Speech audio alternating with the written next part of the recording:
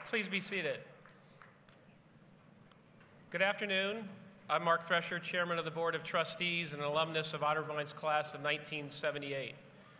It's my pleasure and privilege to welcome you to the Reich Center and to proclaim the opening of the commencement ceremony in this 167th year of Otterbein University.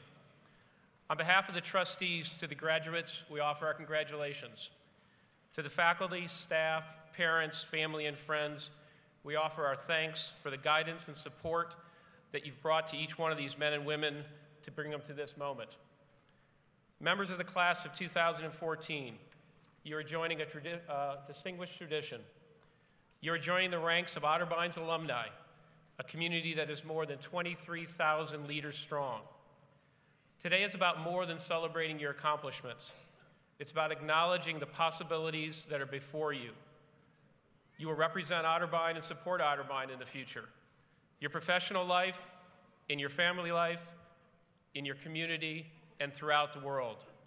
We look forward to the many ways you will carry on Otterbein's values and traditions in the future.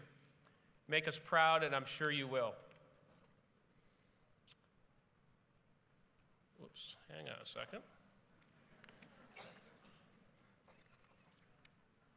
Skipped a page. So at this time, I'd like to introduce Dr. Kimberly Goodman, Adjunct Professor of Music, who will lead us in the invocation. Dr. Goodman has been an instructor at Otterbein since 2005. She not only has taught a variety of music courses, but also created classes for our integrated studies and first-year experience programs. She has presented at international music conferences in Thailand, Korea, and Argentina.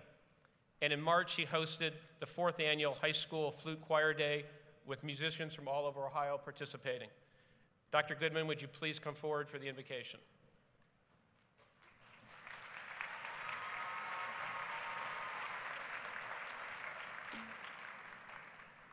Wow. Good afternoon. Okay. On this most auspicious day, I would like to share with you a wonderful quote about music. Music will help dissolve your perplexities and purify your character and sensibilities. And in time of care and sorrow, will keep a fountain of joy alive in you. Dietrich Bonhoeffer. Would you please join me in a moment of reflection?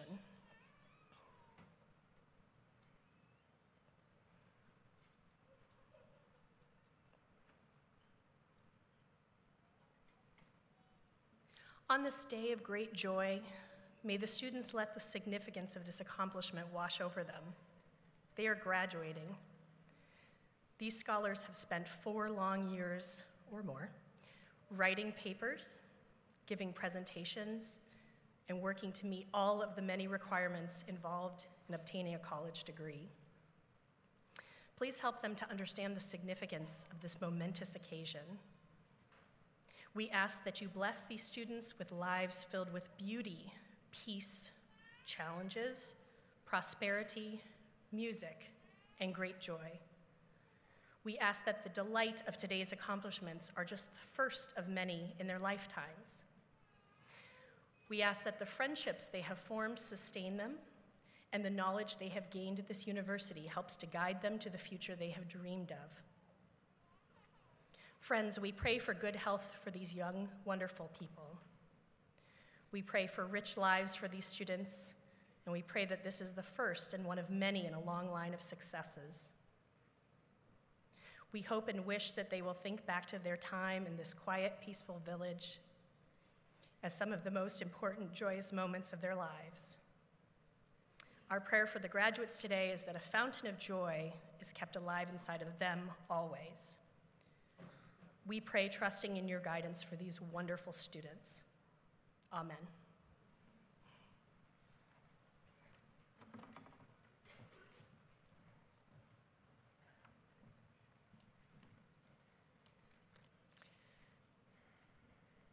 Thank you, Dr. Goodman. Well, this is indeed a great day. As president of Otterbein University, I am proud to welcome you to our beautiful campus.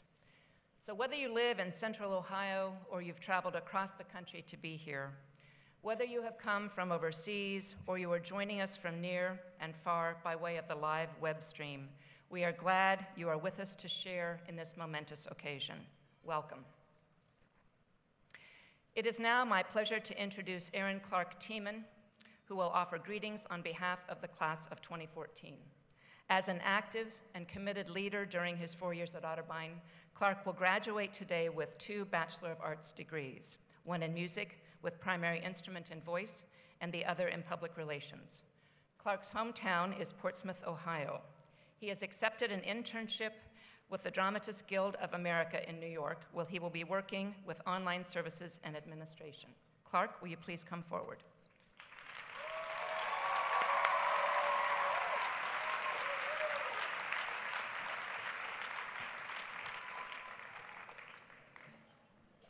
Does my hat look okay? Family, friends, honored guests, and fellow Cardinals, I am so happy to welcome you to the 2014 undergraduate commencement ceremony at Otterbein University. These 4 years have certainly flown by, and I'm sure that every single one of my classmates would agree. But that isn't to say that it happened without a hitch. For each of those little hiccups we passed along the way, we were eventually able to succeed over them, and certainly not without any help. So before I get ahead of myself, I would like to take the time to say thank you. Thank you to each and every sibling who listened to us complain about how crazy our freshman year roommate was, and for never hating us when we didn't send a birthday card. Thank you to the grandparents. Whether you're here or not, we truly appreciate it. Thank you to the professors and staff who are fighting for us or with us, because either way we are stronger students because of it, and stronger people. Thank you more still to those forever remarkable professors who knew that just somewhere down in that kid who didn't seem to have it all together, there was someone worth helping fight to succeed. And without a doubt, thank you so much to our parents. Classmates, if your parents are anything like mine, I think you can agree that we have been entirely too lucky to have such encouraging, supportive, and loving parents. I am forever grateful to you, Mom and Dad, for everything you've given up to help me achieve my dreams. Every 2-hour drive, every email, and every call. And I can't wait to make you even more proud of me than I'm sure you are right now. So, to all of you, thank you from the bottom of my heart. To my fellow graduates, here we are, graduation. It seemed like it would never really happen, didn't it? As we're sitting here today, undergoing our last experience as students at Otterbein University, we are experiencing one of many lasts. And while, yes, I do mean to include all of those sentimental lasts that have been happening over the past several months, do you realize that how many lasts our class has really seen while we've been here? For those of you who have been here for 4 years, we are the last group of students to receive acceptance letters from Otterbein College before we became Otterbein University. Our class experienced the last new student weekend, cramming in all those events into just 3 days. Now these new kids get a whole week. We were the last class to experience those beautiful things known as quarters. May they rest in peace. Yeah, applause. For those fellow Greeks in the room, the pledge classes of the 2010-2011 school year were the last to go through that experience we reverently refer to as winter pledging. That's right. Back in my day, we pledged in 3 feet of snow, uphill, both ways. And with just this last year, we have culminated the tumultuous but glorious run of J-term until its dying hours. And now we're here, seeing many of our peers for what may be the last time in a long while. But tomorrow, we leave behind being this class of lasts and venture into what I'm sure will be an incredible lifetime of firsts. Looking forward to our first full-time jobs, where this time we'll actually get to use our majors. Maybe. Looking forward to our first off-campus living, because I'm sorry, I live on State Street now, and I know that it doesn't count as off-campus living if I can walk to the comm building in 15 minutes. The first time for it to not be socially acceptable to knock on your neighbor's door at 1 a.m. and see if they want to go get donuts. Our first time coming back as alumni for homecoming.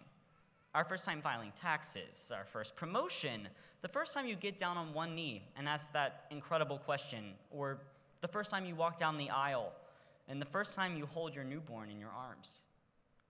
We have so much to look forward to. So, while yes, we do have a lot to look back on, like my last time on Cowan stage, or the last Greek week, the last time we rode on the float for the world's shortest homecoming parade, the last time we receive a notice that Blackboard is down, again, the last time we sat in Cowan Hall after buying your tickets from that dashingly handsome box office manager, or the last time seeing Andrew Cezurba get about 500 likes on any Facebook status he ever writes. We have just that many more firsts to look forward to in the next 4 years, and beyond. There's an expiration date on college, as much as none of us would like to admit it. But there is no limit on how many firsts this class of last is going to achieve. So here's to the class of 2014, the class of lasts, and now, most certainly, the class of firsts.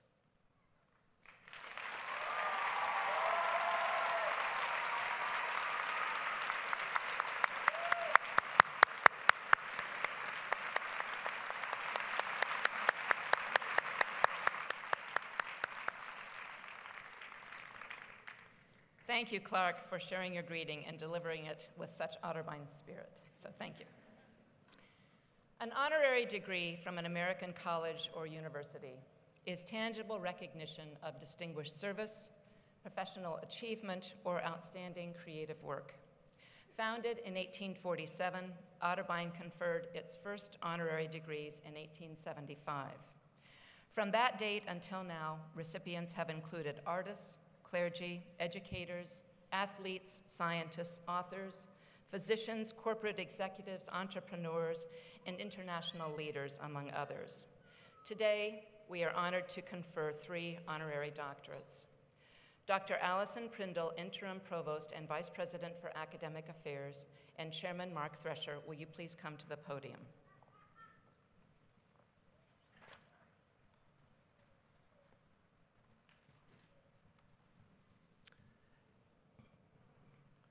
Great teaching is a hallmark of an institution of higher learning that aims to prepare its students to think deeply and broadly. Such inspired teaching is at the core of what we do at Otterbein. It is central to positioning our graduates to succeed for their careers and in their life. Allison Prindle is an exceptionally gifted teacher who has inspired several generations of Otterbein students, including me, my wife, my daughter, and my son-in-law. And an esteemed faculty member and leader who has set a sterling example for our colleagues. We are honored to welcome you here today on the occasion of commencement. Always steadfast in your loyalty to Otterbein and deeply committed to our vision of being a model community educator, leaders, and learners. You set aside your retirement last August when asked to serve as interim provost and vice president for academic affairs.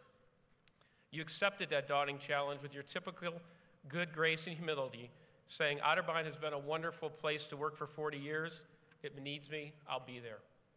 You've done a remarkable job of meeting the rigorous demands of this critically important position.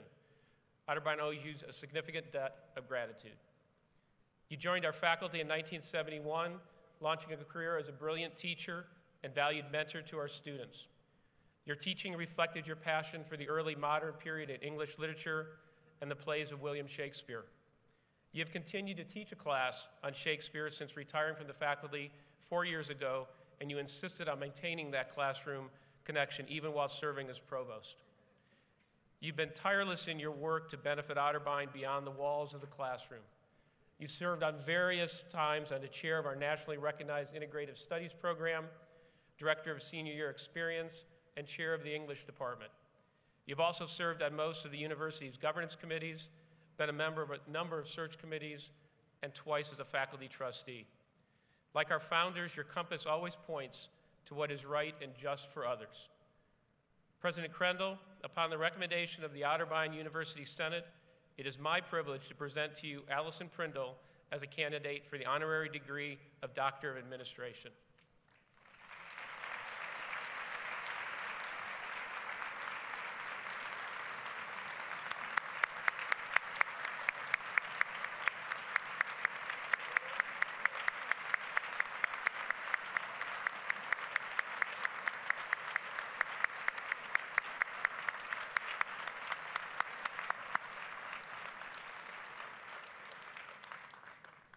That says it all, Allison. Allison Prindle, Otterbein is proud to call you friend.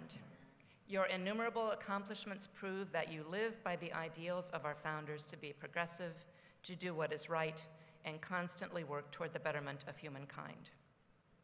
By the authority vested in me by the Otterbein University Board of Trustees, on this day, May 18th, 2014, I confer upon you the honorary degree of Doctor of Administration with all the rights, privileges, and honors pertaining thereto.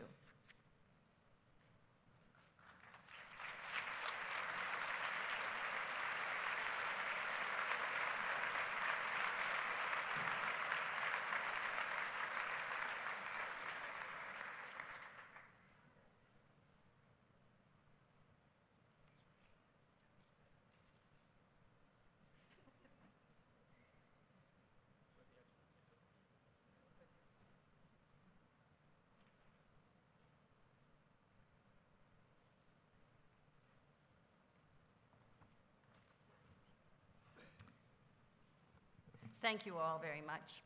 It's been a privilege and a pleasure, and may I say, from time to time, a whole lot of fun. Would Connie Schultz and Sherrod Brown please come forward?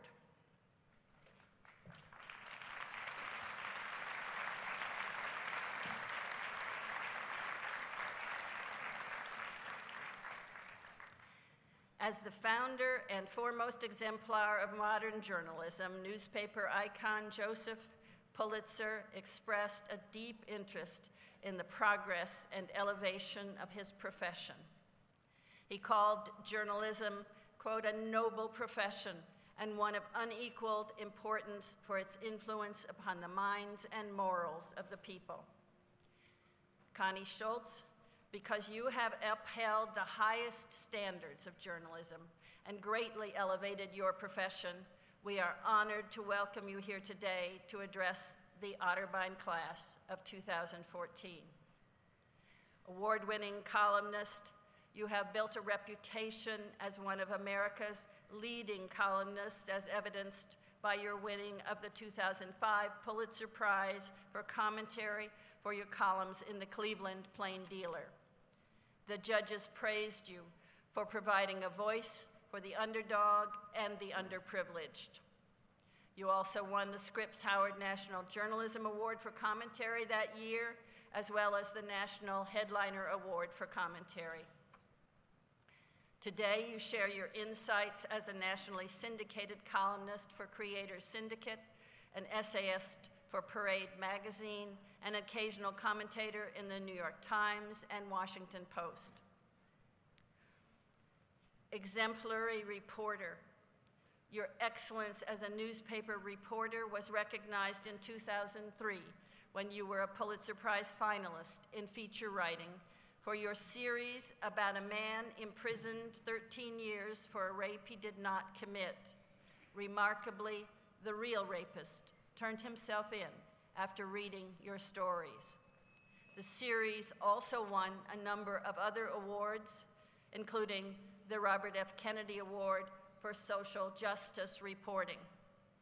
You are also a fellow with the Vietnam Reporting Project, where you wrote a breakthrough series in 2011 on the long-term impact of the chemical Agent Orange in Vietnam and the United States. Author, your gifts as a writer are also evident in your two books. One, Life Happens and Other Unavoidable Truths, is a collection of your essays, which I happen to love, and the other, And His Lovely Wife, is a memoir about your husband Sherrod Brown's successful race in 2006 for the U.S. Senate, We now await the novel you are writing about a working-class family in Ohio.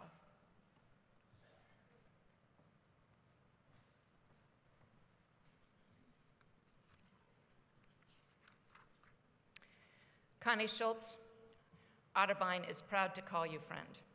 Your innumerable accomplishments prove you live by the ideals of our founders to be progressive, to do what is right, and constantly work toward the betterment of humankind. By the authority vested in me by the Otterbein University Board of Trustees on this day, May 18th, 2014, I confer upon you the honorary degree Doctor of Letters with all of the rights, privileges, and honors pertaining thereto.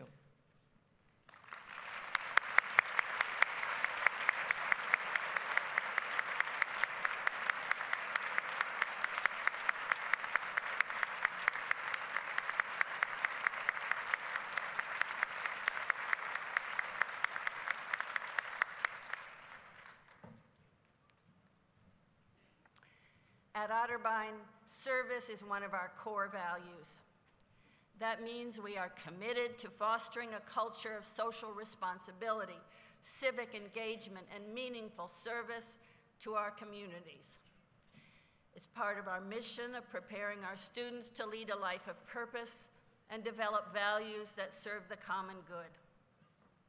Sherrod Brown, because of your distinguished record of public service and your purpose-driven life as an advocate of policies and laws that help workers and their families, we are honored to welcome you here to address the Otterbein class of 2014. Public servant, your career in public service as an advocate for your fellow Ohioans is a long and distinguished one. You have served as member of the Ohio General Assembly, 2 terms as Ohio's Secretary of State, 14 years as a U.S. Congressman, and since 2007 as a United States Senator. You are the recipient of the 2014 National Award for Congressional Arts Leadership, which recognizes distinguished public service on behalf of the arts. Through your tireless efforts, you have earned a reputation as an independent voice for ordinary Ohioans and as a man of principle who has made a career of standing up to special interests in Washington.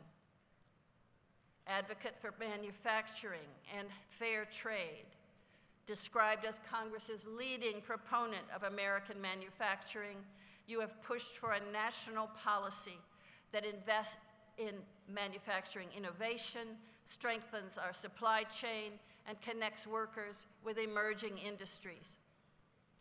You are also working with Ohio's universities, entrepreneurs, and community leaders to make our state a national leader in clean energy manufacturing. And you are a longtime advocate for fair trade, butting heads with presidents from both parties on trade agreements that ship jobs, including ones in Ohio, overseas. Change agent.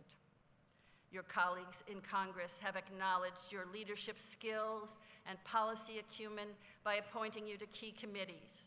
They include the Senate Banking Committee, where you played an instrumental role in passing the historic Wall Street Reform Law, and the Senate Agriculture, Nutrition, and Forestry Committee, where you authored new programs to encourage local food production, address childhood hunger, and strengthen the farm safety net.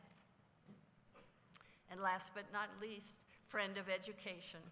You are clearly and keenly aware of education's challenges and opportunities from having taught in Ohio's public schools and universities. For the last several years, you have convened the Ohio College Presidents Conference in Washington to discuss ways to leverage federal resources to promote higher education and job training in our state. You have an obvious passion for ensuring that Ohioans receive the education and training needed for 21st century jobs and building a better life.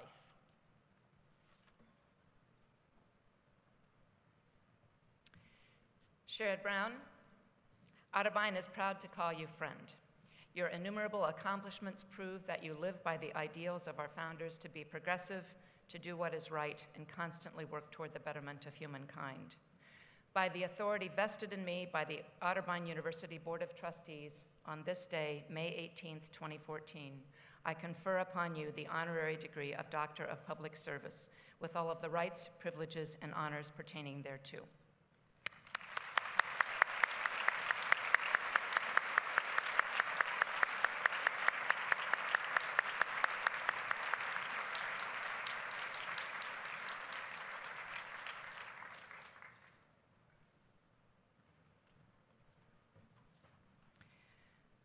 So, class of 2014 and guests, please join me in welcoming Doctors Connie Schultz and the Honorable Sherrod Brown. Please come forward.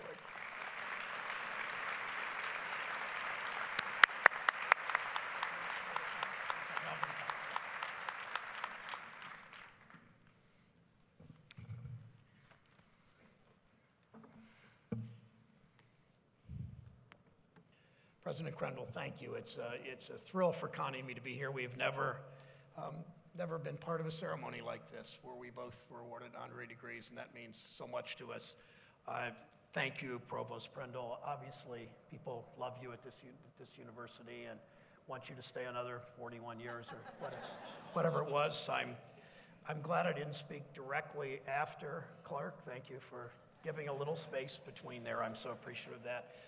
Special congratulations, obviously, to the class of 2014. I think the comments from Clark about thanking parents and grandparents and uncles and aunts and family members and even roommates of that first year, but the thanks go certainly to the people that were the support group for these 500 seniors graduating today.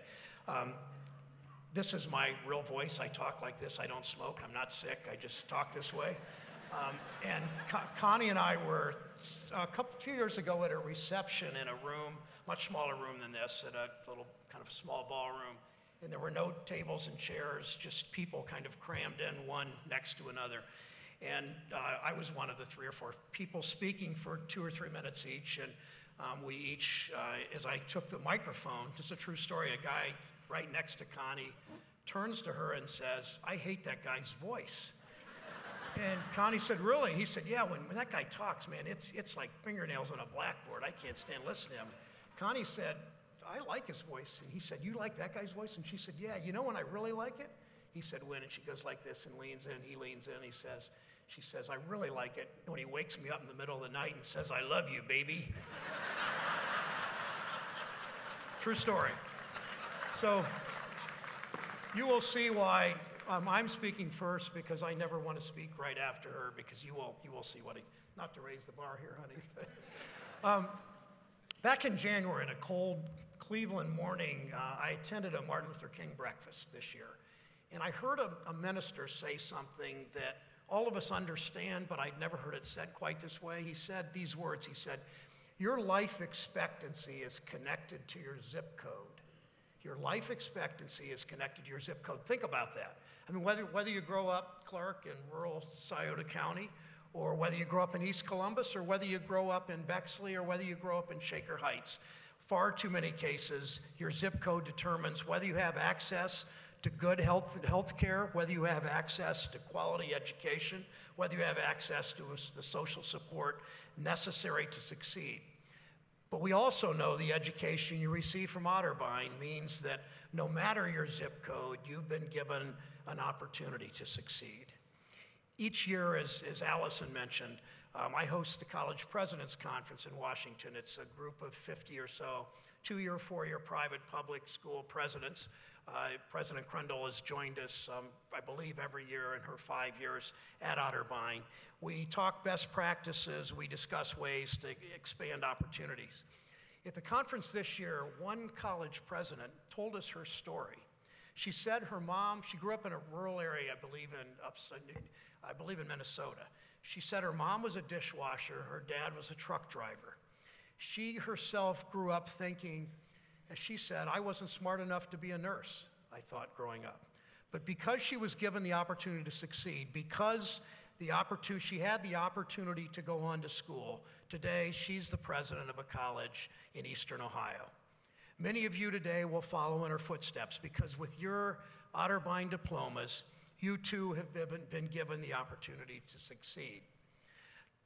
As your senator, I get lots of mail and requests from people in every corner of our state. I get requests for help with veterans benefits or Social Security or Medicare or Pell Grants or Stafford loans. A young father in Cincinnati wrote about the anxieties that about his children's future.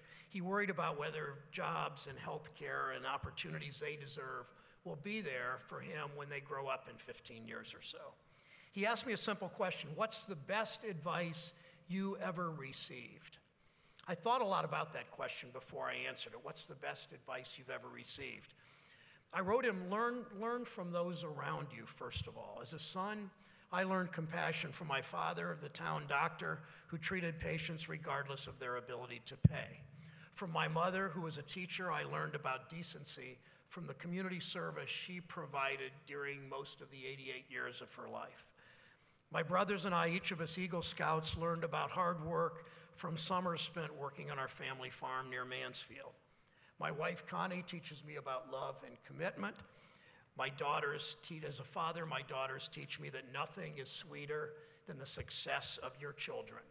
Nothing more wonderful than their smiles. Nothing more worrisome than their tears. I explained to this young father that a life in public service can be both challenging and rewarding. The reach for the American dream is grounded in our nation's history of ingenuity and innovation, in our renowned around the world perseverance as Americans. To many of you as graduates who are unsure of your job prospects, uncertain of your future, these words can sound a bit hollow, I understand that. But please understand a couple of things. The people that you as graduating seniors look up to, so many people whom you admire, have struggled and failed and struggled more and then succeeded before you knew them, before you had ever heard of them. Your favorite professors didn't start out as professors. President Kendall wasn't always a college president. Mark Thresher was the class of '78, Otterbein, I would add again, was not always a successful executive at Nationwide. Connie didn't always write a weekly column that appears in 200 newspapers. In fact, she didn't have her first full-time job in journalism until she was 36 years old. 36 years old, single mother, within 10 years she won the Pulitzer Prize. So with these struggles, each of you understands that with the skills, with the work habits, with the knowledge, with the abilities that you have honed here, each of you will find your place in this world. Each of you has talent, otherwise you never would have been admitted to Otterbein 4+ years ago. Each of you has a good work ethic, otherwise you wouldn't be crossing this stage today to get the diploma that you earned. Each of you cares about your community, otherwise this university would not be recognized nationally for the service to others that this university for 15, 16, 17 decades have provided. You're graduating from an institution with a history that few schools in this state or in this country can equal. Founded by anti-slavery churchgoers, including women faculty and women students, when Otterbein opened 170 or so years ago, included admitted African Americans before the Civil War, and welcomed Japanese American students who had been sent to World War II internment camps. Few colleges and universities can recognize that kind of activism, that kind of empathy, that kind of history that Otterbein can. Your struggles, your failures individually will inform you, your perseverance will carry you, your passion for service, the Otterbein way, your passion for service, the Otterbein way, will bring all of us a better world. Let me close with a story and then bring Connie forward. Every 4 years, from George Washington to Barack Obama, the day after the presidential inauguration, the president and the first lady and the vice president and his wife attend the national prayer service for over a century. It's been held at the National Cathedral.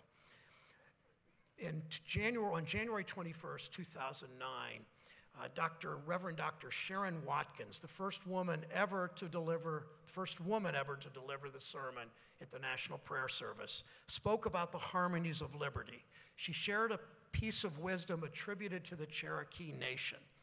Here's what she said: One evening, a grandfather was teaching his young grandson about the internal battle that each of us as human beings face.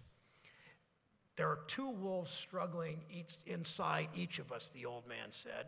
One wolf is vengefulness and anger and resentment and self-pity and fear. The other wolf is compassion and faithfulness and hope and truth and love and reason. The grandfather stopped. The grandson sat thinking, then asked, "Grandfather, which wolf wins?" And the grandfather replied, "Grandson, the one you feed." Thank you, Connie.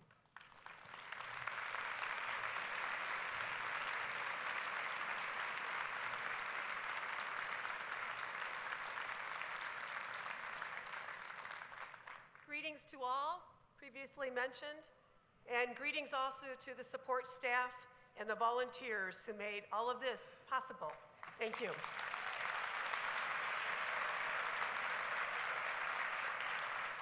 As Sherrod mentioned, we have never before stood together and both of us received honorary degrees, which really ruined the competitiveness in our family for one day.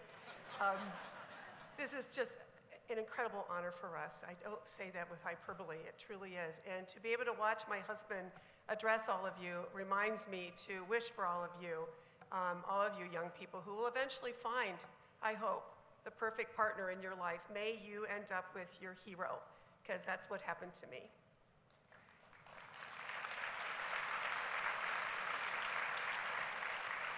Sherrod talked about the importance of having the long view in your lives, and I want to bring it down to what you can do right now, right here, starting today. I'm going to ask you, I plead with you to engage in the kind of activism that changes the lives of two people every time you do it, you and the stranger standing next to you. I want to ask, how many of our students graduating today, would you please stand if you're able, if you are the first in your family to go to college and get a degree?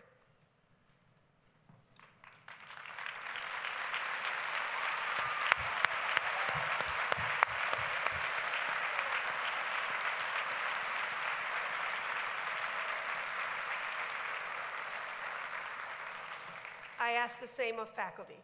How many of you were the first in your family to go to college? Look at that.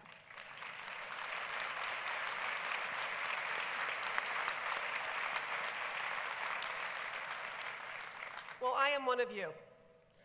I am the oldest of 4 children.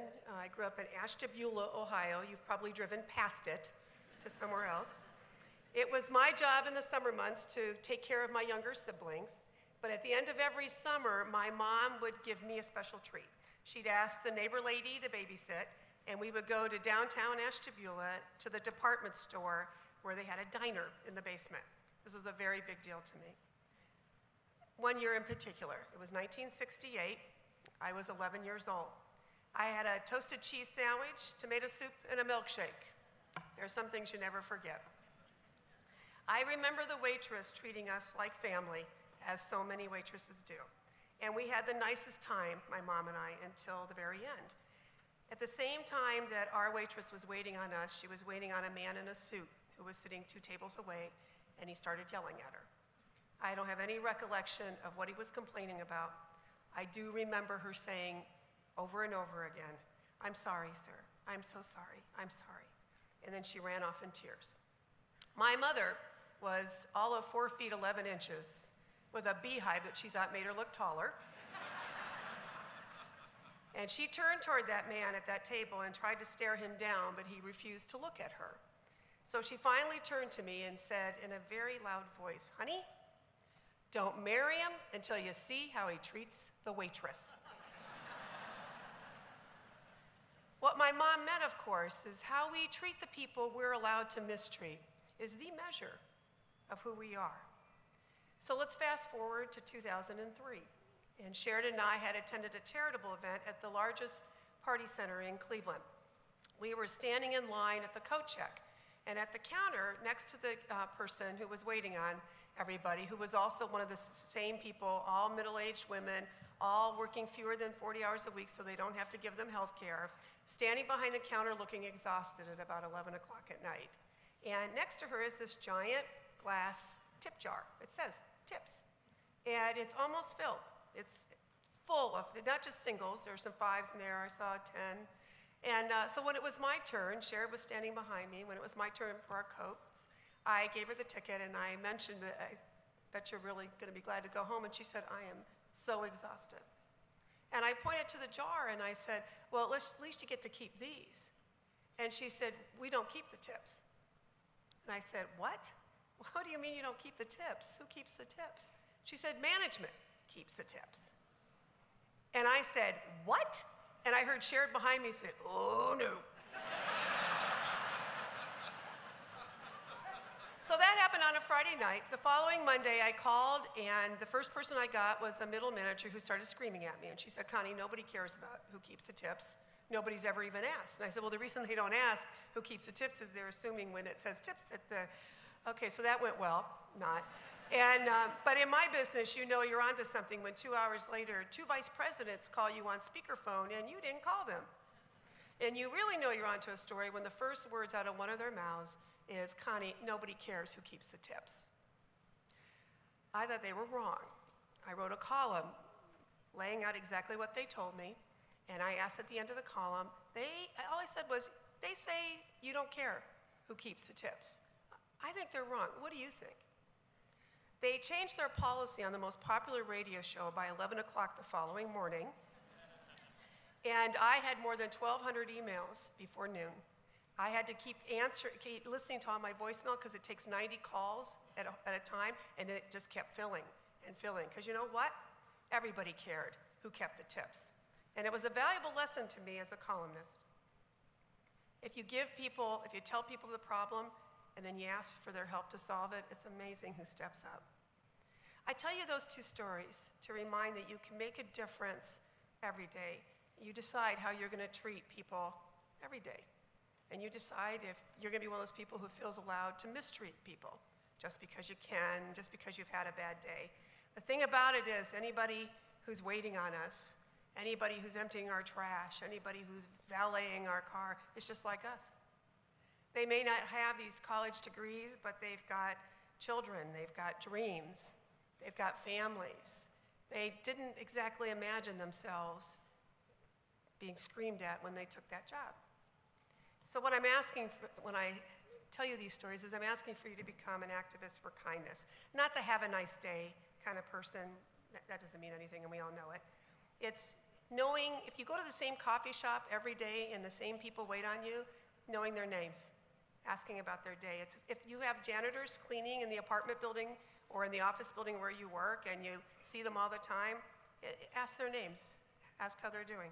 If you have a guard at the front desk, you see the same people every day, it makes such a difference just to know their names, because they do have names.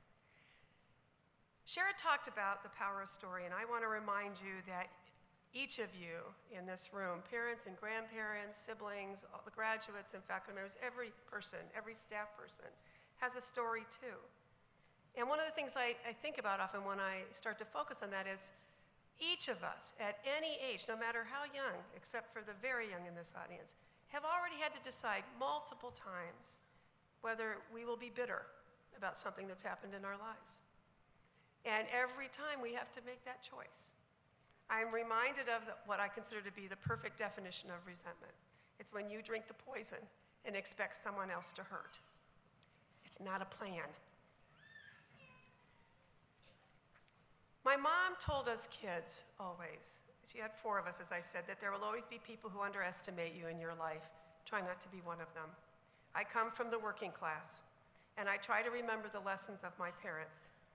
My dad vowed that not one of us would carry a lunch pail to work, ever. He worked for 36 years at Cleveland Electric Illuminating Company in maintenance. I did not know what his job meant until years after he had died, and I got a tour of the plant and wrote about it for Parade magazine. You know what maintenance meant? He could do every job in the plant.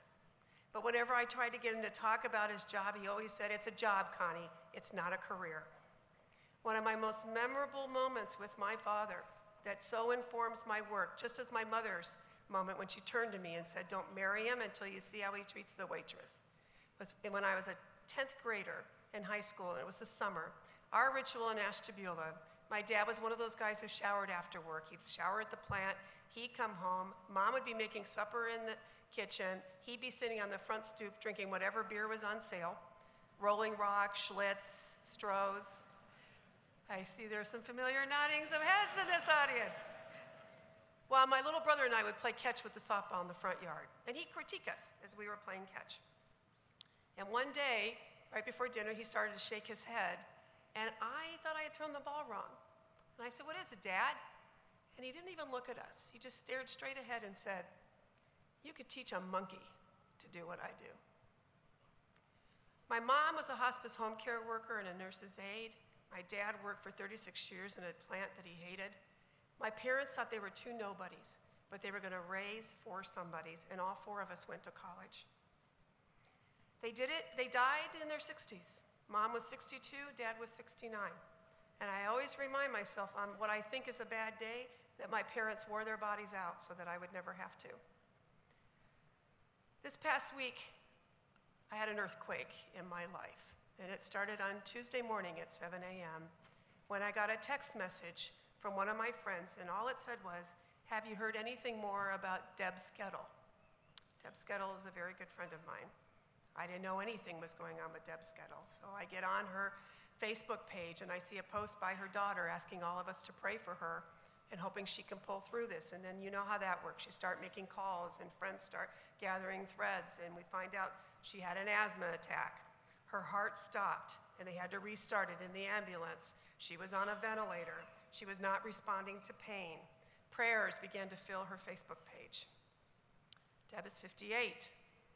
To friends and family, she is funny, and she is smart, and she is a straight talker, and she's an animal lover, and she loves summer and hates winters. When I posted a picture of snow in our backyard on Facebook in March, she called and left a voicemail message, and she said, "Connie, I see one more picture of snow. I'm going to bury you in it, and then I'm going to take your dog."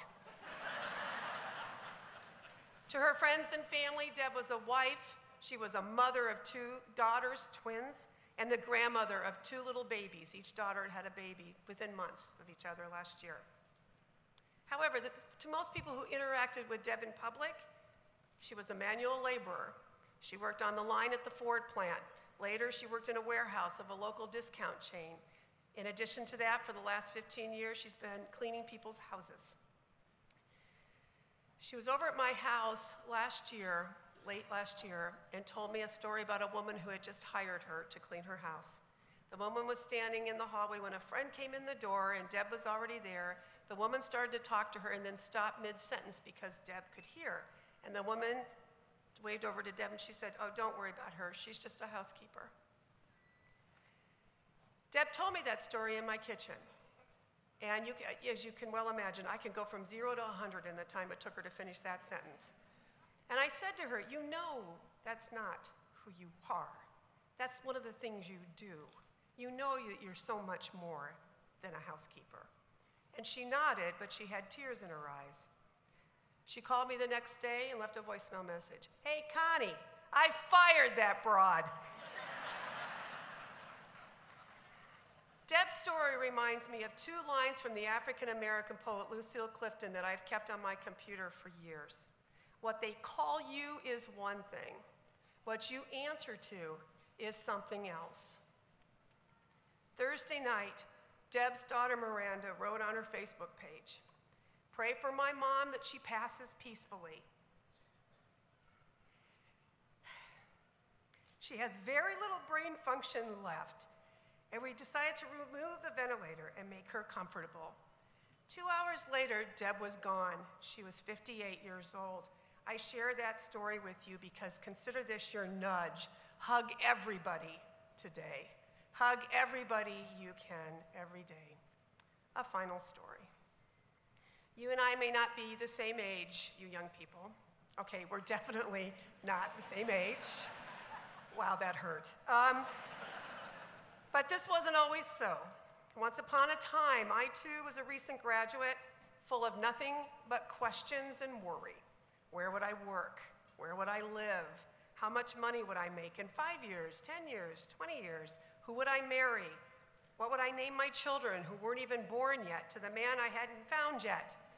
Somewhere, I'm sure, in my box of college stuff that's in my basement is a list of songs to be played at my wake.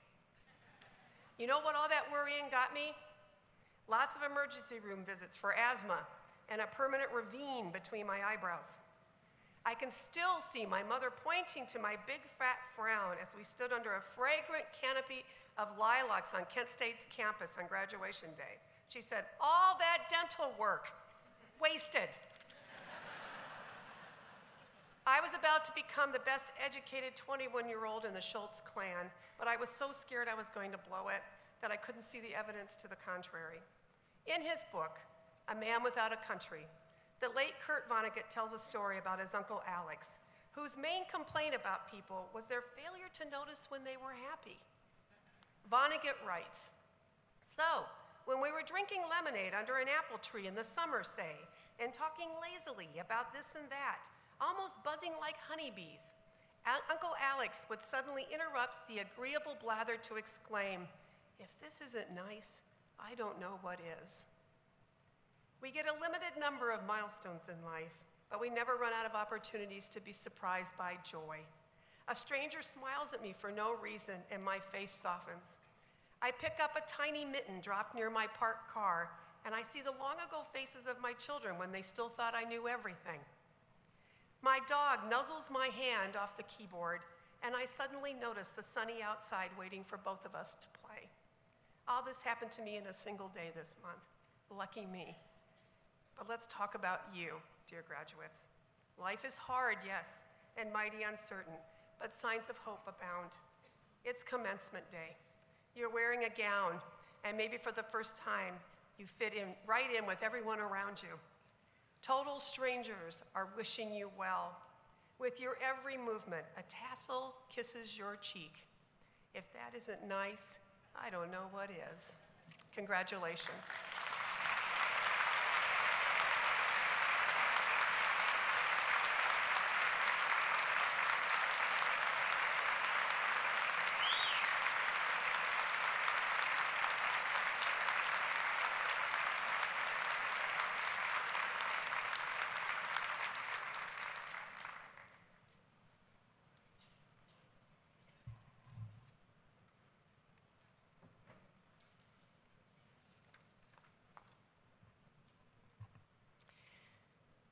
I was hoping for a hug, Connie. I'll collect later. So thank you, Dr. Schultz and Brown, for sharing such inspiring advice with our graduates. I wanted to take a moment before we begin recognizing each of our graduates to say something about family and the Otterbein community. And I'll speak directly to the graduates for a second. You are surrounded today by many of the people who have helped you arrive at this proud day. From family members who supported and believed in you since your beginning, to your professors and mentors who have encouraged you from the beginning of your growth as a college scholar. These are the people who have seen your potential and made sure that you saw it in yourself. They have encouraged you, they have believed in you, they have supported you. As you go on to new adventures, these are the people you will return to for encouragement and support when you most need it. These are also the people to whom you will reach out first to share news when you accomplish something significant. And I encourage you to stay in touch with us. We are inspired by hearing your stories, learning of your achievements, and understanding the hardships that you overcome. Most of all, we rejoice in your personal and professional growth. Would Andrew Miller please stand? Andrew. Andrew came to Otterbein in 2012 as an adult learner to complete a creative writing degree, and today he does just that.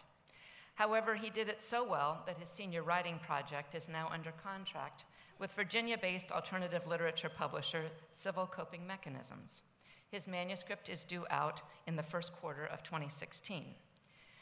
While he was a student, Andrew worked full-time for the state of Ohio as an IT contract reviewer, covered Canal Winchester City Council for a weekly Central Ohio newspaper, and parented his 7-year-old Sophie, Well done, Andrew, and congratulations.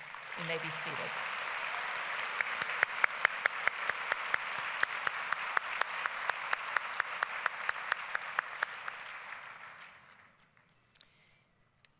And if I may ask, would Sherry Holliday, Jenny Meny, Grant Ruff, Casey Schedule, Joshua Caslow, Philip Couch, Stephen Byrne, Nathan Dyer, and any other graduates who have served in the military, would you please stand?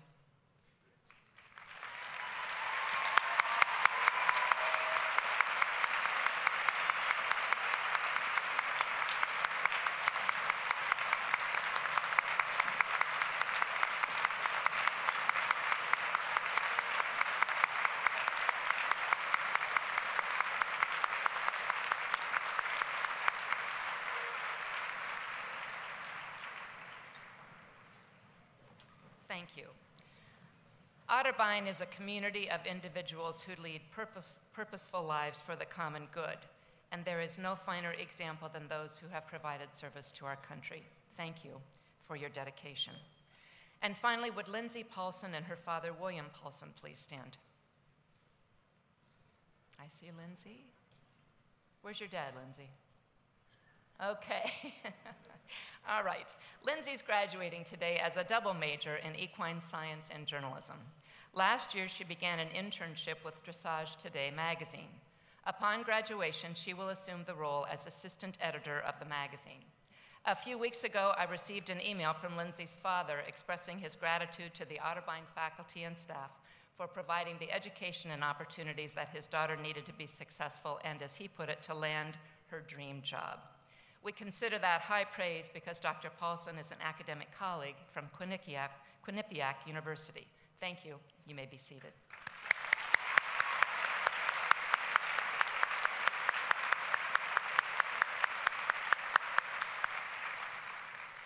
And I wish we had the time to recount all of your personal stories because, as Connie pointed out, each of you has a wonderful story to tell, and I'm looking forward to hearing those as the years go by.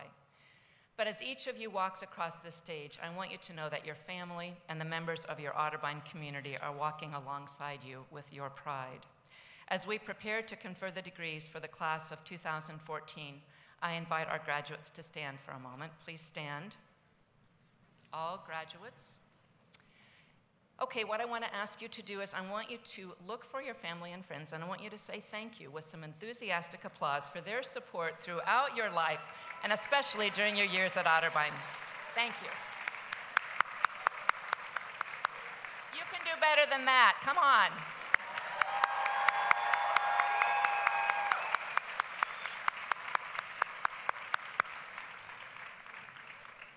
So that was nice. Now, I want to invite the family and friends gathered here today to please stand and recognize your graduates with equal enthusiasm.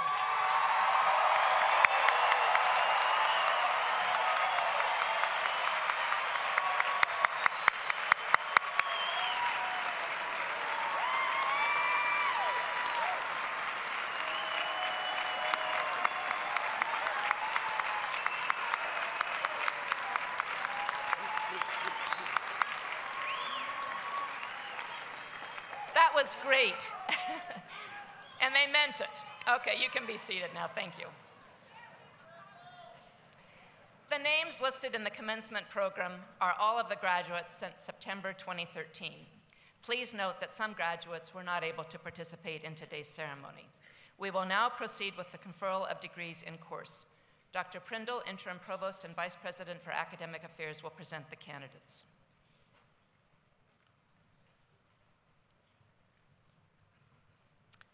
Will the candidates for the baccalaureate degree please rise?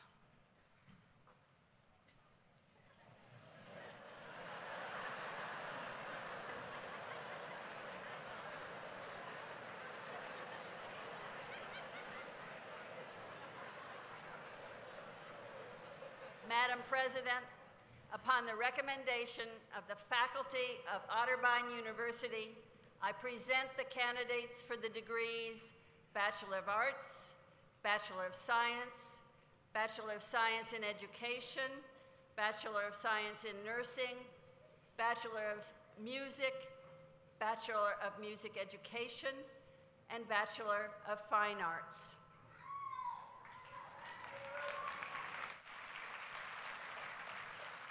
By virtue of the authority vested in me under the laws of the state of Ohio and by the Board of Trustees of Otterbein University, I confer upon you the baccalaureate degree.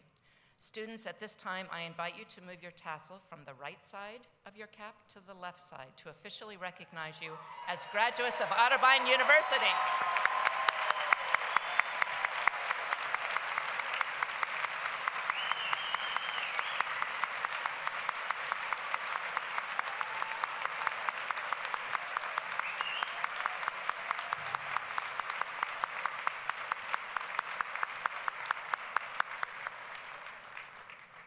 And now please be seated until the ushers call your row forward to receive your diplomas.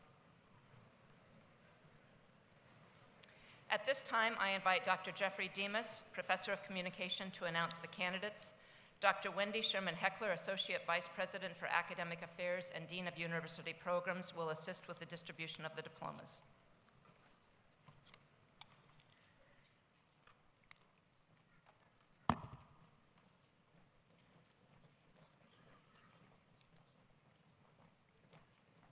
We will now recognize candidates for the Bachelor of Arts.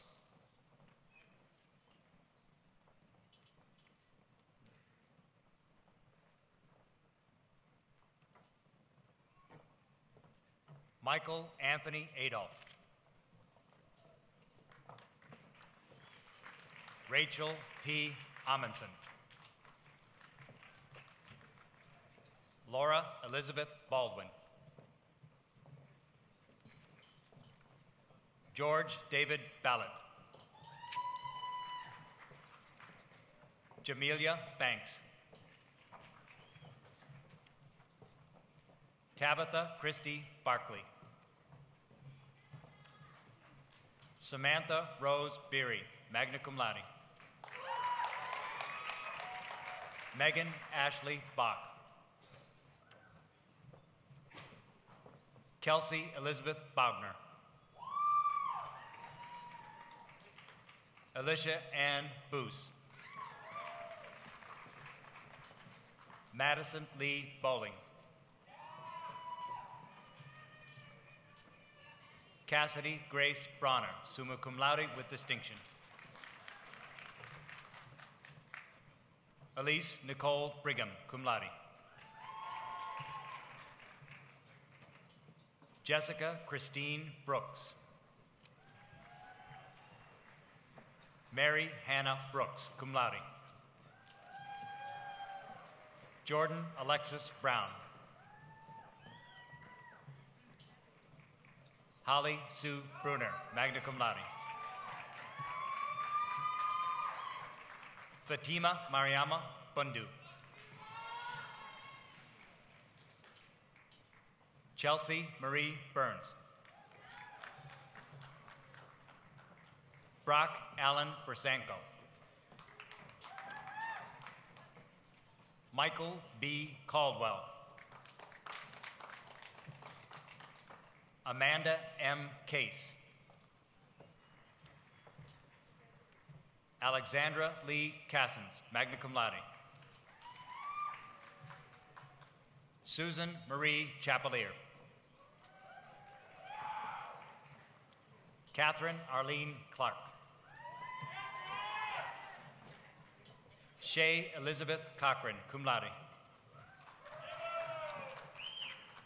Patrick Allen Coleman. Stephanie Janet Collart. Sarah K. Colville. Abigail Michelle Costello, magna cum laude. Richard James Costin III. Philip Emerson Couch.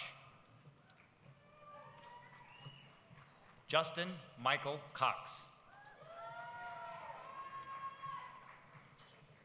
Kayla Marie Kramer, magna cum laude.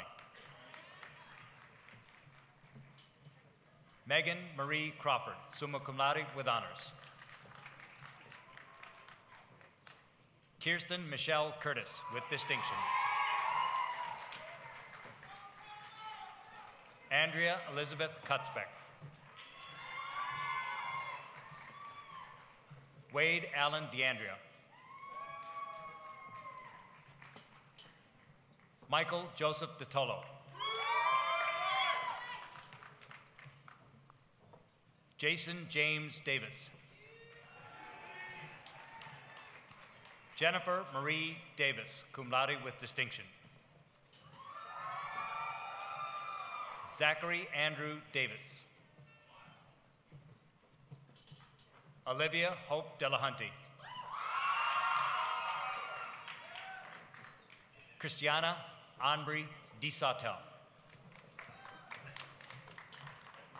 Benjamin M. Diamond. Derek J. Dickey. Hannah Elizabeth Dixon. Alan Taylor Dosky. Tyler Dubiak. Martin DeRosso Dunn II. Jamie Duval. Emily Ann Edwards, summa cum laude. Sarah Marie Egger. Tiffany Eifert, cum laude. Liza Ray Elliott. Stacy Michelle Endicott. Justin L. Essery. Elise Kathleen Evans. Jackie Lynn Faith, cum laude with distinction. Lauren Elizabeth Fair. Evan Douglas Fallon. Miles Kendall Farwick. Natalie Eva Flory. Abby L. Forshee. Kayla P. Forshee, with honors. Sarah Elizabeth Fox, magna cum laude. Arnez Michael Franklin, Miko Franklin. Bryce George Frenzel. Tiffany Marie Fritz. Andrew Forrest Garlitz.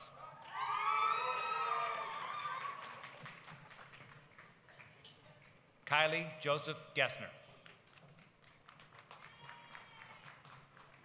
Tyler Allen Gibbons. Beth Ann Geyer, summa cum laude with honors. Chelsea Lynn Gilman. Kelly Ann Glabe. Casey George Goad. Nicole Marie Gonthier, magna cum laude. Kelsey N. Gorell. Cody Michael Green. Zachary Robert Greaves. Zachary Scott Giozzi. Caitlin Jean Hamblin, cum laude. Danielle Nicole Hanlon. Kiana Nicole Harper. Joshua Lloyd Hartley. Middle name's William. John William Hazelden.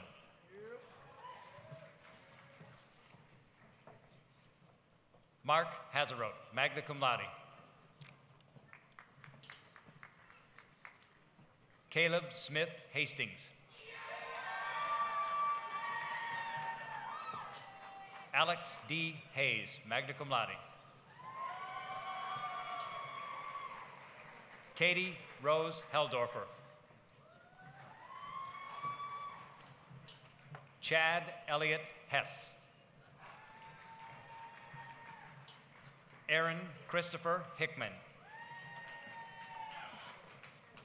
Elizabeth F. Hoffman.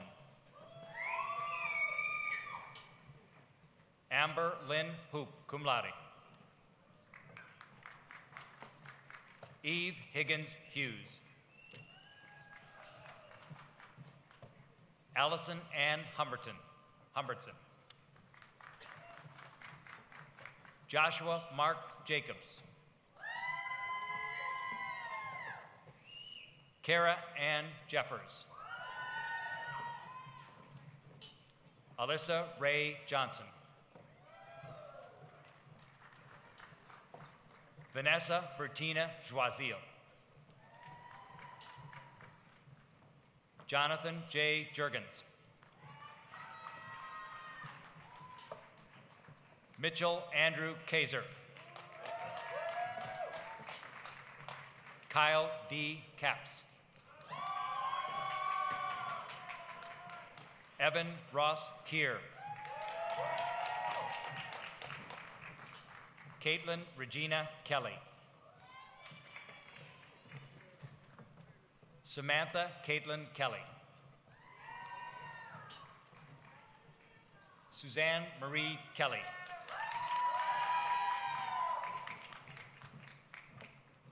Thea Lene Kennedy, magna cum laude.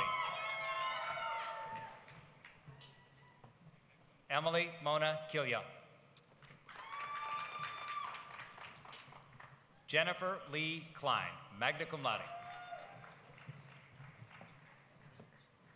Ryan James Klippa. Jillian Nicole Knox, summa cum laude.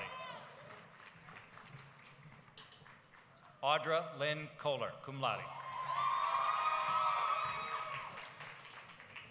Alex William Lake.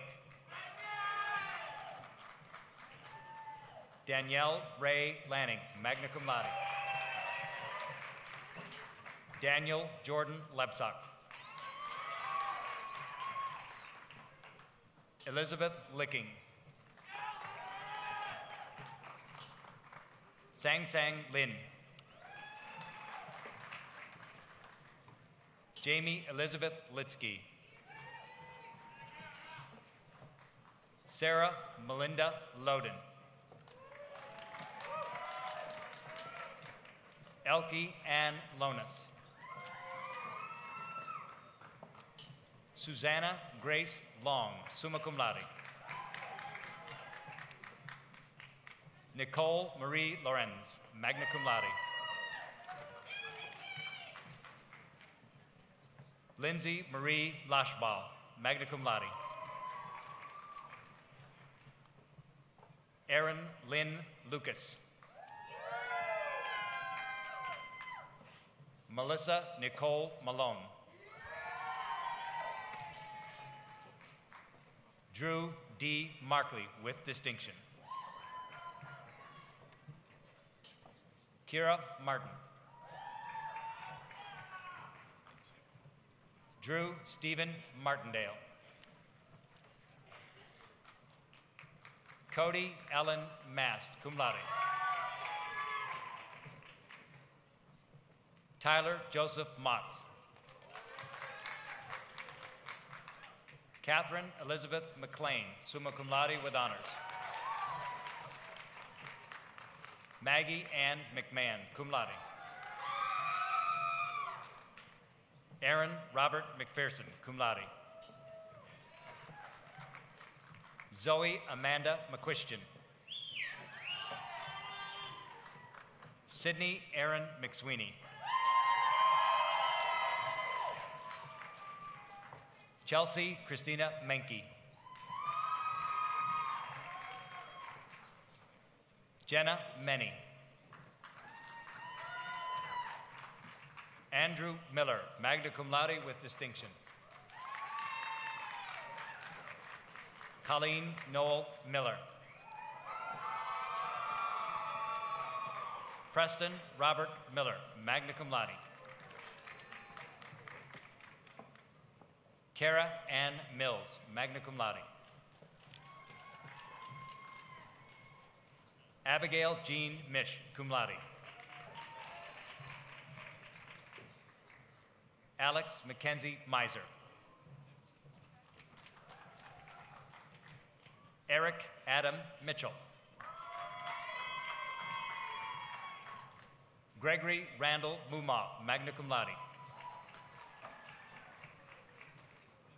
Ann M. Moreland. Curtis A. Murfield. Stephanie Marie Murphy, summa cum laude. Chelsea Louise Musselman. Zachary Allen Lowe, magna cum laude. Park David Newman. William Curtis Nicholson Burley.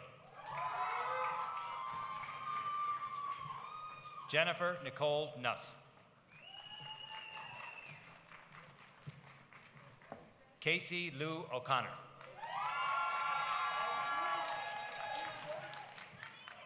Michael Robert O'Neill. Megan Lee Ott. Joshua Ben Overholzer, summa cum laude. Joshua Tyler Pace. Daniel Bouvier Mayo. Stephanie Lee Parker, cum laude. Lindsay Victoria Paulson, cum laude. Andrew Stephen P. Ariel Lynn Pepper. Peter Perdas. Christina Maria Pleasant. Joseph Charles Picorni, cum laude with honors. Kathleen Agnes Quigley. Harrison William Ralph. Kristen Lynn Raymer. Kara Nicole Reno, cum laude. Jordan Ann Roush, cum laude. Michael Joseph Reddy. Deanne Durkin Reed, cum laude. Jeffrey Michael Reese. Kaylin Marie Renko.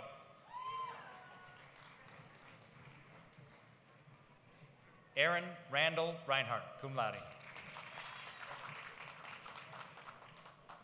Janie Jolene Riddle. Brooke Elizabeth Robbins. Tyler Joseph Rose, cum laude.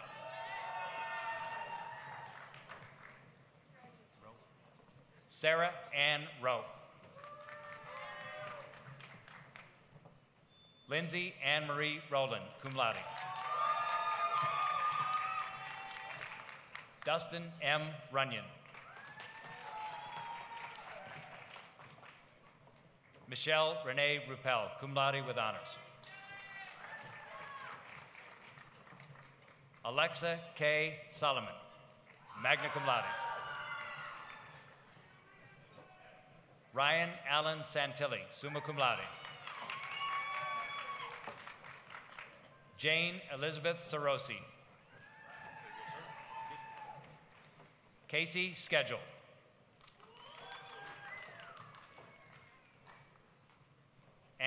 Catherine Schiffbauer, magna cum laude. Paige Elizabeth Shortgen. Ariel Meyer Schottenstein. Jordan Ann Schrader, magna cum laude. Kendra Lynn Schwartz, cum laude. Morgan Carrington Scott. Samantha Corinne Scott. Alexandra Marie Schaeffer, cum laude. Schaefer. Donald Lee Schallenhammer.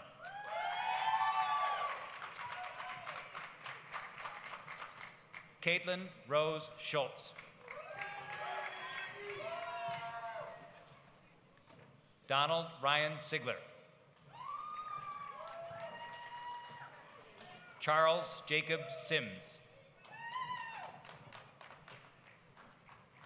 Megan Sinaway. Simone Slater, magna cum laude. Joshua James Sloan. Allison Brooke Smith. Carly Alexandra Smith, summa cum laude. Rachel Michelle Snediger. Matthew George Sapulsa, cum laude. Rebecca Sue Stanforth. Robert Stasko.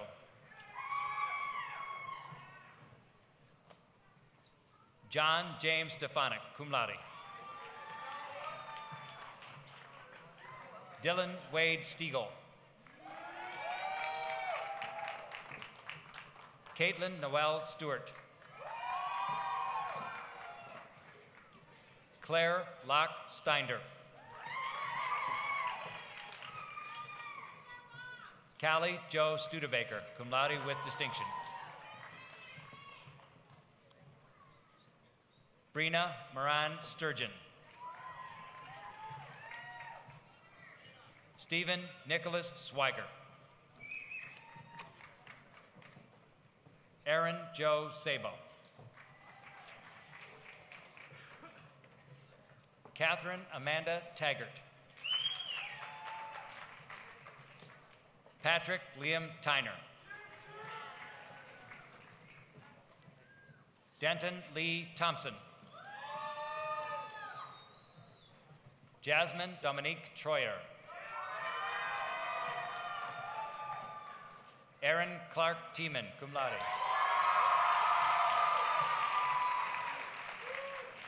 Lisa Tung.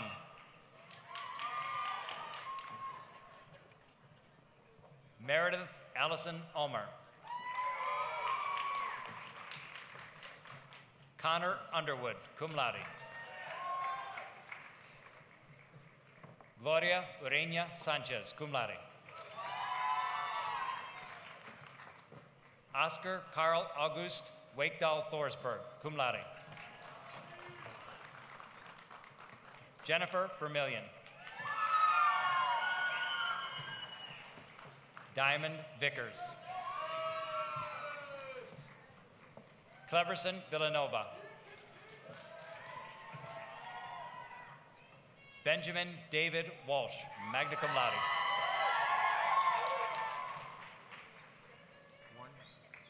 Savannah Rose Warren. Anthony Darnell Washington, Jr. Marta Lois Mabel Watson. Natasha Marie Watska, magna cum laude. Elizabeth Walensky. Kayla Nicole Williams. Benjamin Willis. Christine Caritha Willis. Alyssa Suzanne Witkowski. Eric Daniel Wolf, magna cum laude. Kevin K. Woolridge. Bingwei Young. Haley Lynn Young, magna cum laude. Rachel Suzanne Young, cum laude. Serena Adnan Marie Zabib, cum laude. Young Jin Ji.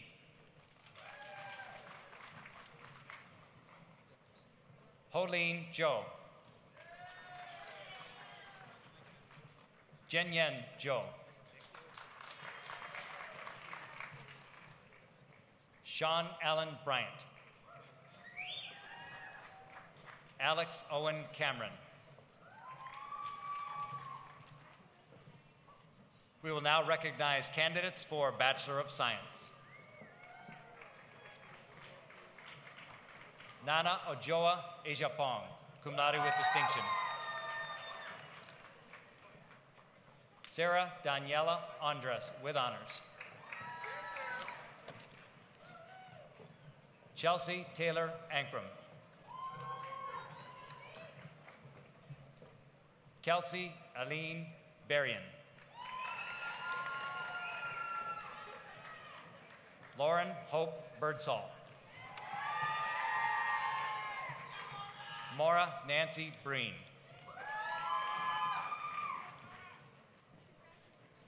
Brianne Boletko, magna cum laude with honors.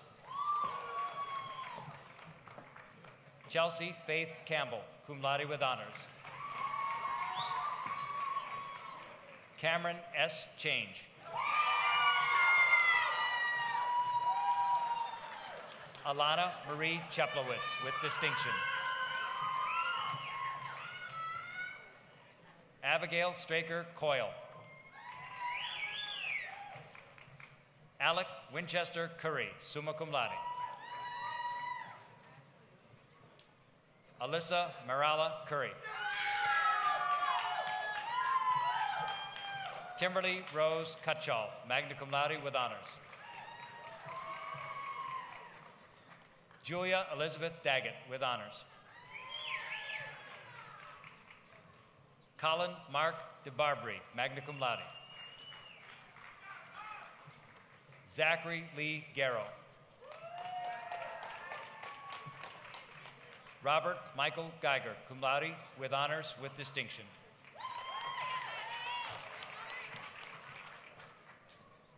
Delcas Dionette Gonzalez, cum laude with honors. Megan Elizabeth Gray, summa cum laude with honors. Nathan Alexander Grider. Valerie Christine Haygood.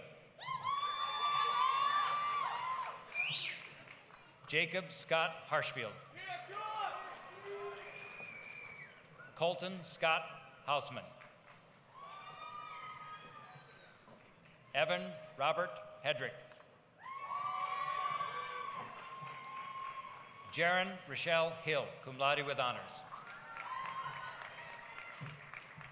Abigail Horniak, cum laude with honors. Andrew Walker Hufford, magna cum laude.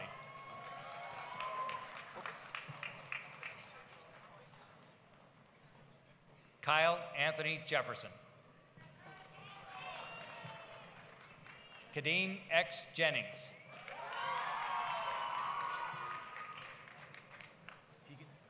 Tegan Elizabeth Johnson, magna cum laude. Sadie M. Jones. Abby Marie Carnes. Amanda Elena Kyle.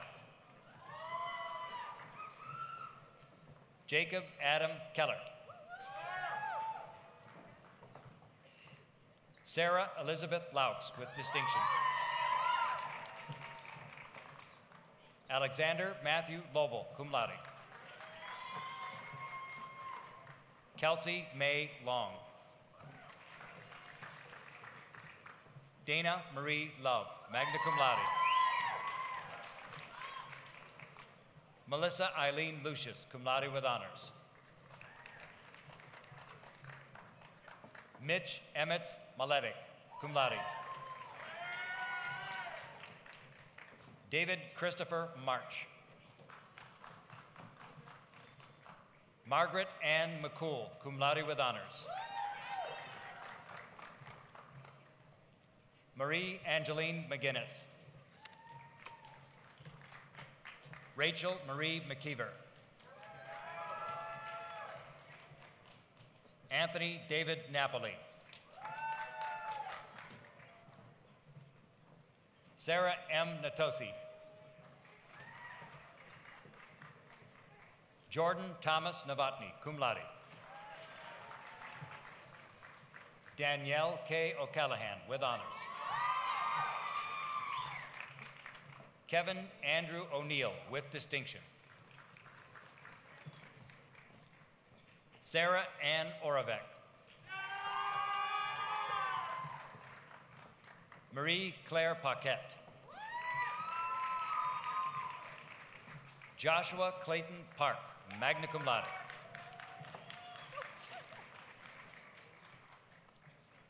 Brittany Lynn Peters.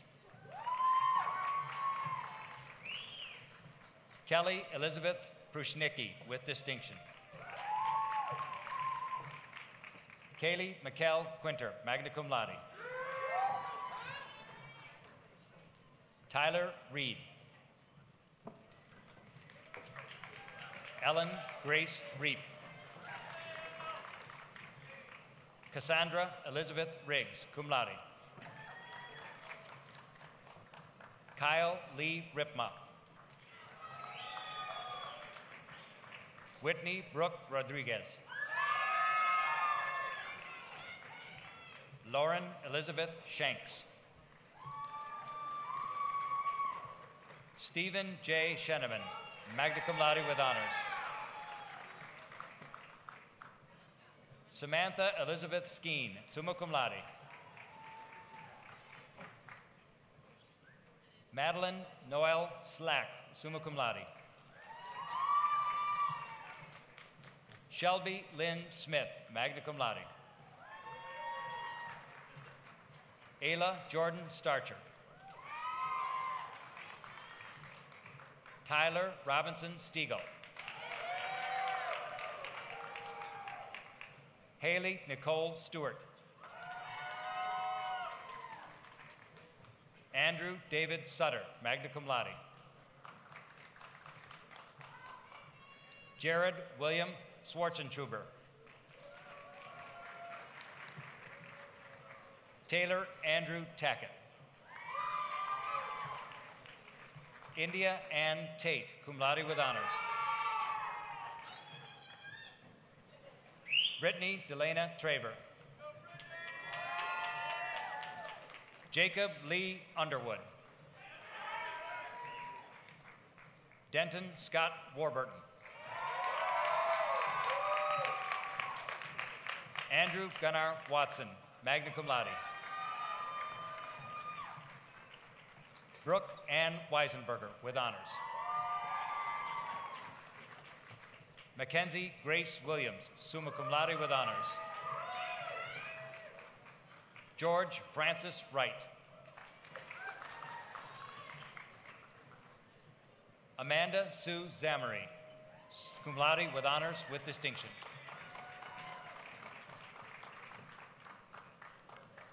We will now recognize candidates for the Bachelor of Science in Education. Bethany Aaron Adams, summa cum laude with distinction. Laura Ann Basford, summa cum laude. Kathleen Ann Borchers. Vanessa A. Bovine, magna cum laude. Lauren C. Canlis. Caitlin Joe Davis. Valentina Fershell Dixon. Haley Elizabeth Doak, magna cum laude. Natalie Elizabeth Gardner. Rebecca Ann Hartle, cum laude. Jade L. Haver.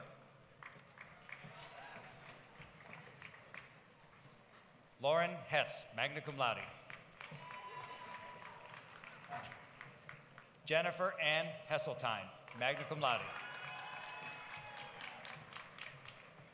Kelly Allison Hauser, magna cum laude. Ian Joseph Jinks. Anna Olivia Johnson. Anna Elizabeth Younger, magna cum laude. Charles James Julian. Nicole Jane Kennedy, magna cum laude. Maria Lau. Jennifer Nicole Matthews, magna cum laude. Elizabeth Claire McSwain. Rachel Nicole Mooney, summa cum laude. Carlina Louise Noward, magna cum laude. Corey Edward Ott, cum laude. Elizabeth Marie Kaler Palmer, cum laude. Breeze Sherry Patterson, magna cum laude. Jennifer Carolyn Peacock. Brittany Elizabeth Peck. Molly Elizabeth Salser. Leslie Ann Schroer. Shane Alexander Schoaf, magna cum laude. Ryan Joseph Shutt.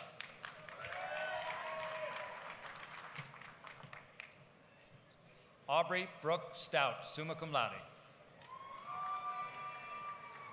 Matthew Simon Taylor. Allison Hart Thompson, cum laude. Evan Whitten, cum laude.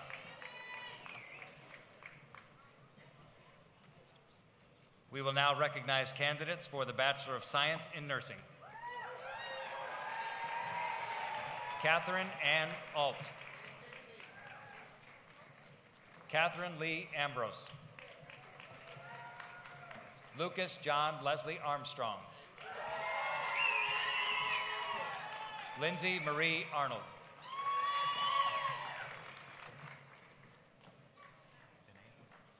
Mallory Danae Arnold. Brittany Lauren Biter. Emily Marie Caldwell, summa cum laude. Vicky J. Coleman, magna cum laude. Thomas Trevor Cowles. Chelsea Christine DeLay, cum laude. Nathan Adam Dyer, cum laude. Rebecca Ann Freitag, cum laude. Natalie French. Corinne Renee Fresco, magna cum laude. Anna Catherine Ganser, magna cum laude. Eric James Glastetter, magna cum laude. Brenna Quinn Goodwin, cum laude.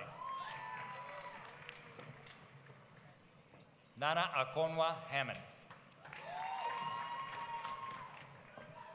Jessica Ann Heineman. Lauren E. Hoffman. Kiara Lynn Larrick, cum laude. Samuel Nolan Lofton. Heather Michelle Manning. Taylor Aubrey McGilvery.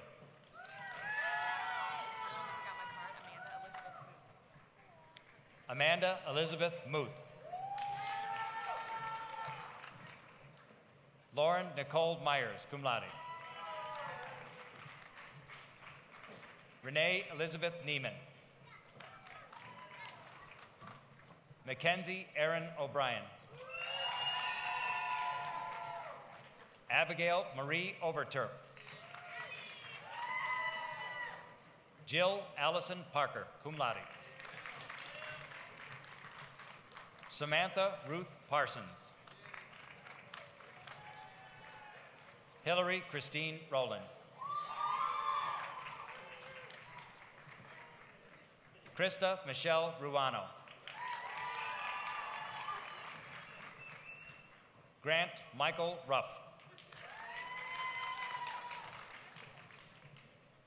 Makita Sculler, cum laude.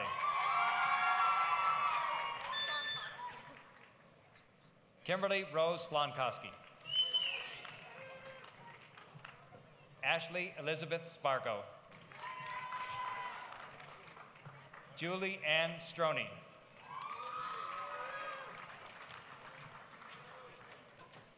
Teresa Marie Taylor, cum laude.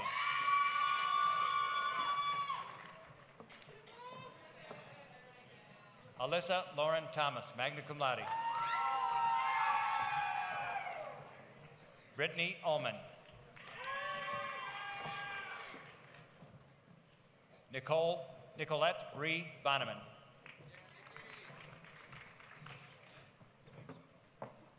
Anna M. Wasselchuk.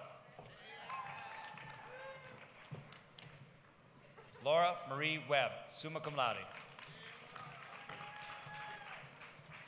Michelle Elizabeth Wellstead, cum laude. Taylor Abigail Worth. Sarah Christine Wogan, magna cum laude. Kayla Elise Woodward. We will now recognize candidates for Bachelor of Music. Jamila Robinson.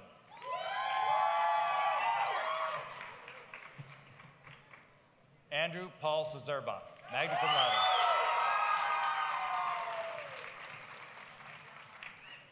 We will now recognize candidates for Bachelor of Music Education.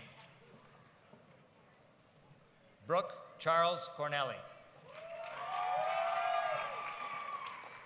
Kane Edwards, magna cum laude.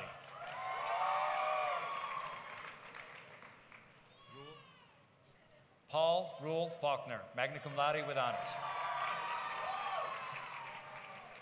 Melissa Jane Fink, magna cum laude.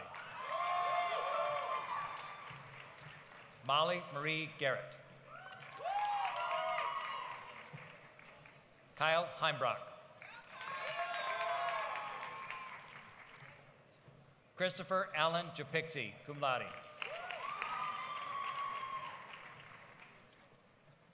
Douglas Lezak, magna cum laude. Evan Taylor McIntyre, cum laude. Kathleen Sheridan Pellington, summa cum laude. James Alex Swanson III.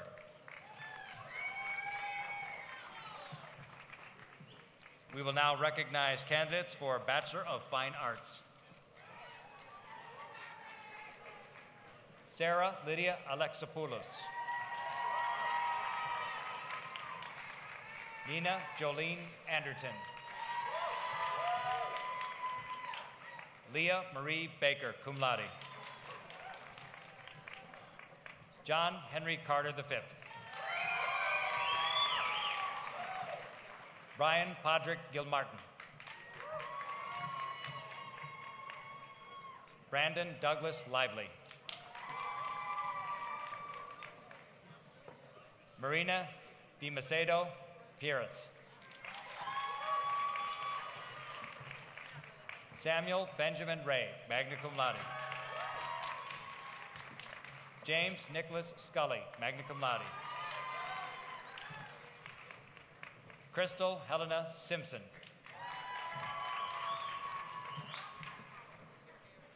Catherine Ann Sykes, cum laude. Ian Hampton Taylor, cum laude. Elizabeth Ruth Wild, magna cum laude.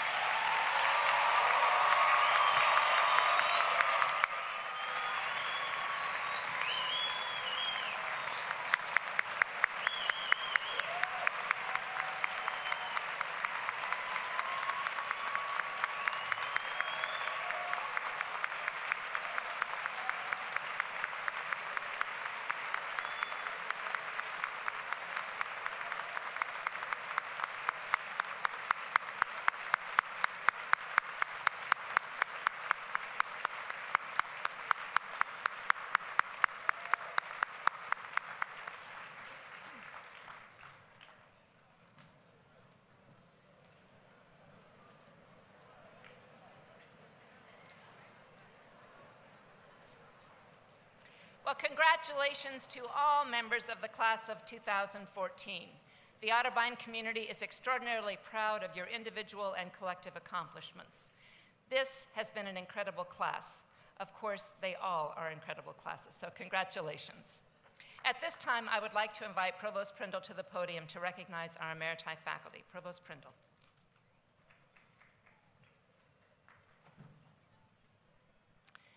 Emeritus status is the highest honor bestowed upon a retiring member of the Otterbein community. It is granted in recognition of distinguished service to the university, exemplary participation in campus life, service to the community, and the esteem of students and colleagues. It has been an Otterbein tradition during the commencement ceremony to recognize these respected leaders. This year, 4 distinguished members of the Otterbein community were granted the honor of emeritus status by the Otterbein University Board of Trustees at its meeting March 8, 2014. We are so pleased that 2 of these colleagues were able to join us today. Would they come forward to receive a small gift, a blank journal within which we hope they record their wisdom, their memories, and their discoveries in retirement. The 2 who are able to join us, Greg Bell, Professor Theater and Dance, and Mary Gabauer, Biology and Earth Science.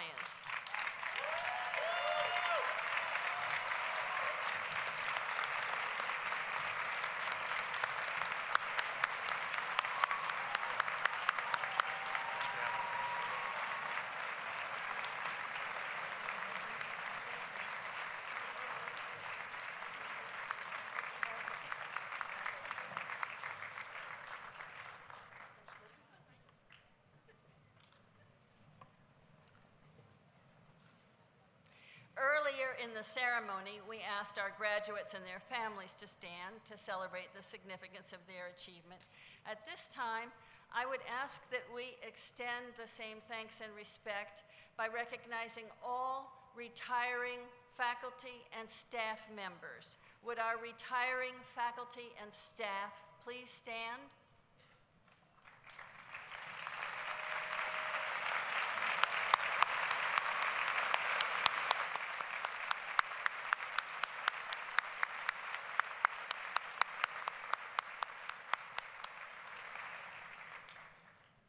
For the countless lives of students each of you have mentored, encouraged, and transformed, and for the many ways you have enriched the daily lives of your colleagues and the quality of life for our university community, we offer our sincerest thanks and appreciation.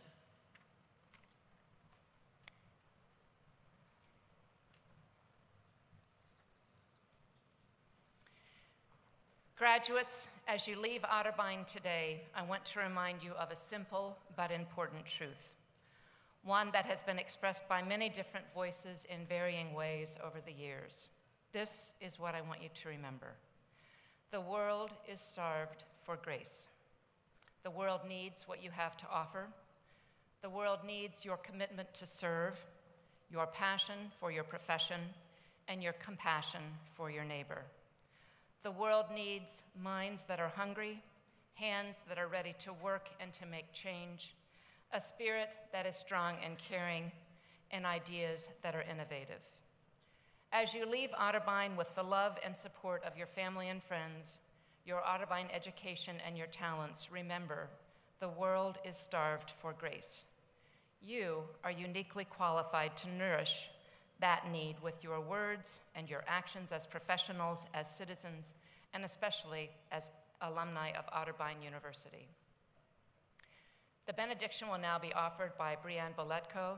Brianne is from Canton, Ohio, and graduated today as a double major with a Bachelor of Arts degree in religion and a Bachelor of Science degree in psychology. Brianne served as president of the Cardinal Corps Leaders the past 2 years. She believes that her service work shaped her Otterbein experience. Brianne will be attending Kent State University in the fall to pursue her master's degree in clinical mental health counseling. Following the benediction will be the singing of the Otterbein Love Song, which will be led by Andrew Cezurba, who graduated today with a Bachelor of Music degree in vocal performance. While at Otterbein, Andrew traveled with the concert choir to China and was crowned the 2013 Homecoming King.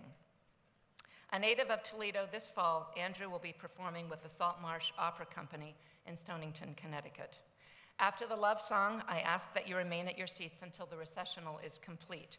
Our ushers will lead your graduates outside where you can reconnect following the recessional. Also, my thanks to the men of Sigma Delta Phi fraternity for their leadership and outstanding service as our ushers today and throughout this 2014 commencement season. Following the singing of the love song, I declare the commencement ceremony in this, the 167th year of Otterbein University, officially concluded. Brianne, will you please come forward for the benediction?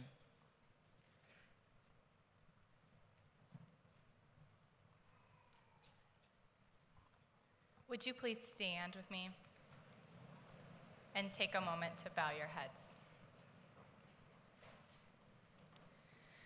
Creator God, we made it. You have done such wonderful works with us all.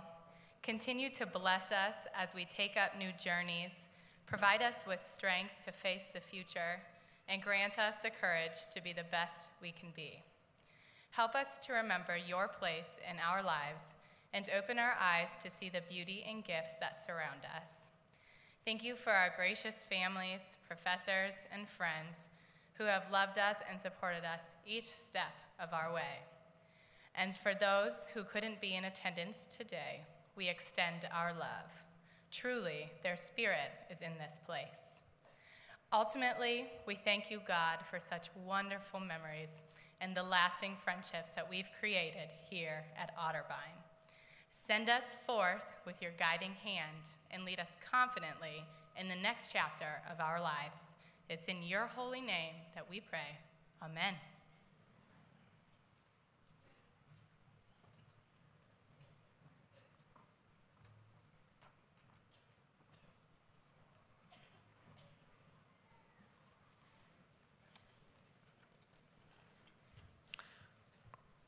Would you please join me in singing Otterbein's love song? The words to the love song can be found on the inside of your program cover.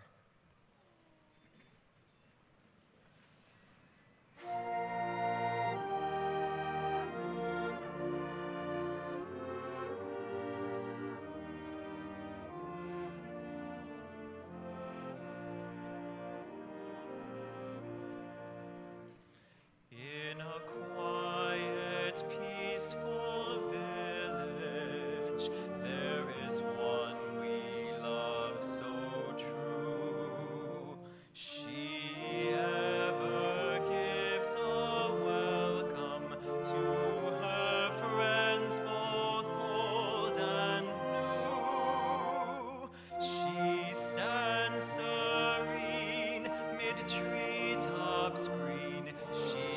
our